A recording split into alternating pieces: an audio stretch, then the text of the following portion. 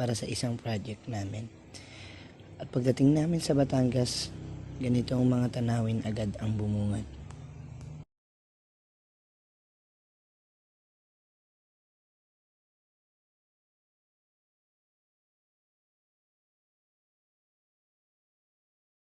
Mabuhay!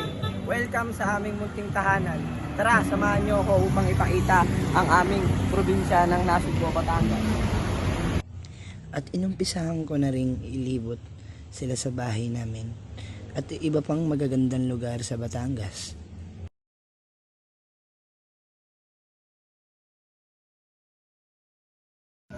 Ito nga pala, dito yung likod namin, and dati dito nakalagay yung mga alaga namin kambing. Tapos dito nakalagay yung court namin, tinanim namin ng mga bata pa kami ng mga pinsan ko. And ngayon, tagal ng panahon, hindi na siya maitala kasi marami na nagbago. Then dito dito nakatira dati yung tito ko, tapos si Lola. Then ngayon is wala na sila. Tapos ito yung puno na isa sa pinakamatagal ng puno dito sa amin. Okay lang, ito yun guys, and tuwing alas 4 ng hapon, pumupunta kami dito, magpipinsan, nagpapalit-palit kami kung sino magdadala ng tubig. Then kinabukasan, kung sino yung naka-assign na magpalit ng tubig, is pupunta dito, kukunin niya yung baso, then papalitan niya ng panibagong tubig. Then ayun yung nangyayari kada araw noon nung mga bata kami. And dati dito kami nagbabike ng mga pinsan ko, itong palutong na to. And dati hindi pa to ganito kadamo.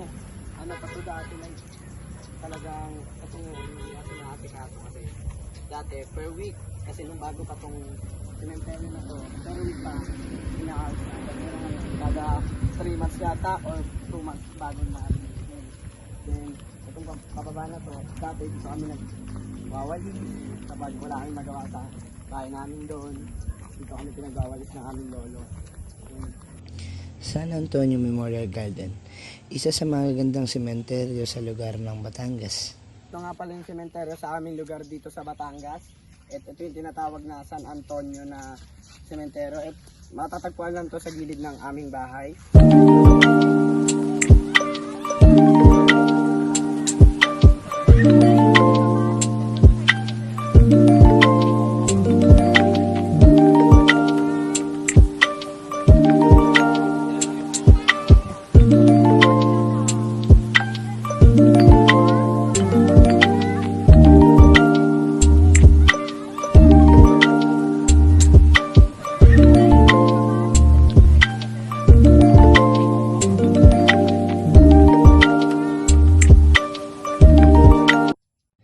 Pagtapos namin puntahan ang sementeryo, pinuntahan naman namin ang ilog na malapit sa aming bahay.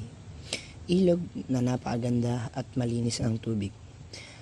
Nung bata ako, palagi kami naliligo rito ng aking mga pinsan dahil sobrang payapa ng lugar na ito.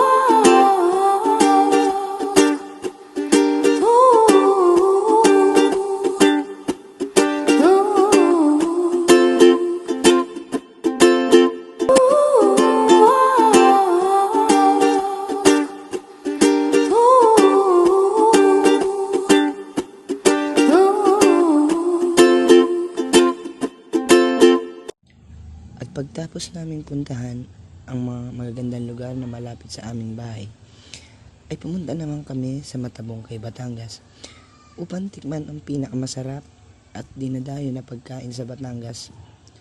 Walang iba kundi ang lomi.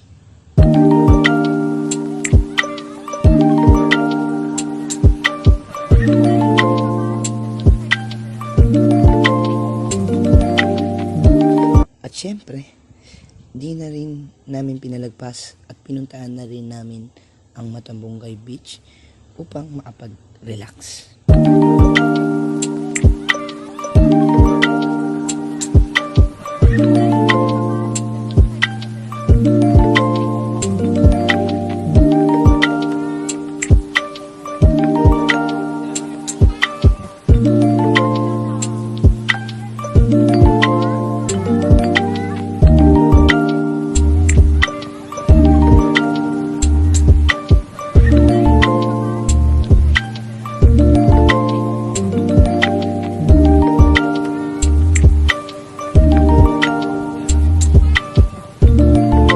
Ang aming munting tahanan at ito yung pinatayo ng aking lolo. At ito yun, ang upuan kapag may bisita. Tapos may dalawang kwarto, mga aking titas. At ito na ang isa sa nakakalungkot. Ang pag-uwi at pagpapaalam sa aming lugar sa Batangas. Mabuhay! Ito ang mga nangyari sa pagbabalik ko dito sa aming lugar sa probinsya ng Batangas. At sa pagbabalik ko ay marami akong nakasama. Ito ang aking mga kamiyembro sa grupo. At pinakita ko kung ano ang aking ginawa o aking mga nakalipas na ginawa sa mga nakaraang taon na pagpunta ko dito. At ito ang kanilang mga saloobin o mga kanilang na experience dito sa aming lugar. So, unahan ko na po. Ang experience ko po sa pagpunta sa hindi kilalang lugar na ito, sa akin po nung una po, na kinabahan po ako dahil hindi ko po alam yung mga ways or kung paano makapunta dito.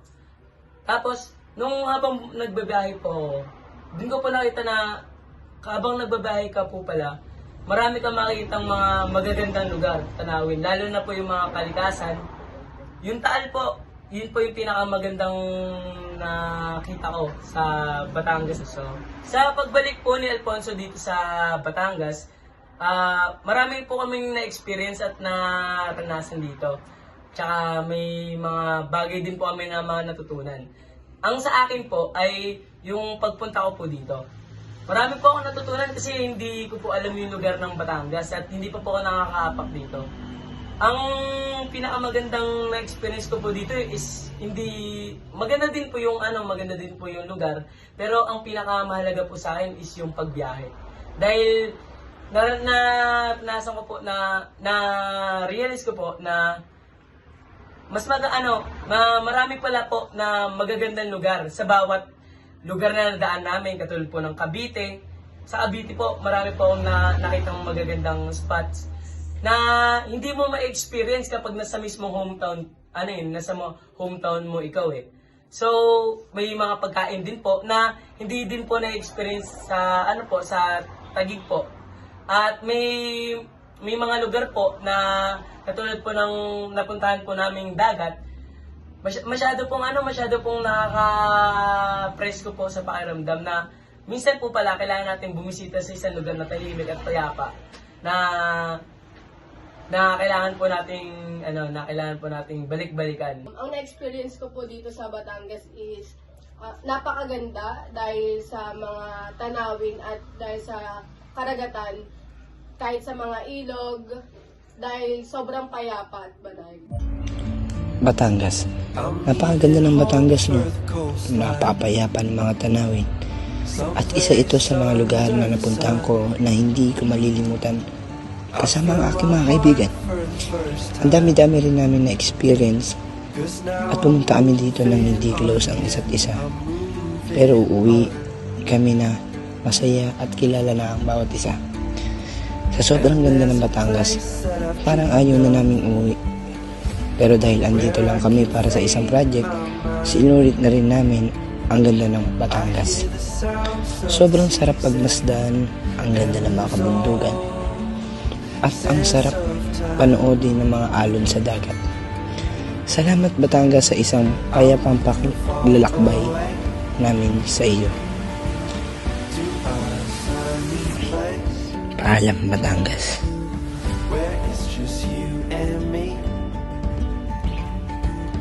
Feels like we're in a dream. You know what I mean. The summer air by the seaside.